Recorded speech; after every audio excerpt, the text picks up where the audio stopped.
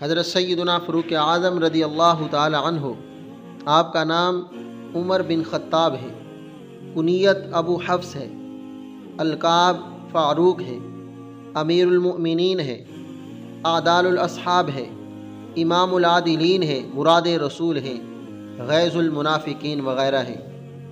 حضرت سیدنا فاروق اعظم رضی اللہ تعالی عنہ آپ عام الفیل کے 13 سال بعد 583 عیسوی میں پیدا ہوئے۔ آپ رضی اللہ تعالیٰ عنہ وہ عظیم المرتبت صحابی ہیں جن کے لیے رسول اللہ صلی اللہ علیہ وسلم نے اللہ تعالیٰ سے خصوصی دعا کی کہ یا اللہ حضرت سیدنا عمر کے ذریعے اسلام کو عزت عطا فرما۔ اسی طرح حضرت سیدنا محمد بن حنفیہ نے اپنے والد حضرت سیدنا علی رضی اللہ تعالیٰ عنہ سے پوچھا کہ رسول اللہ صلی اللہ علیہ وسلم کے بعد سب سے افضل کون ہے؟ آپ نے فرمایا ابو بکر۔ پھر آپ نے پوچھا کون؟ فرمایا عمر بن خطاب۔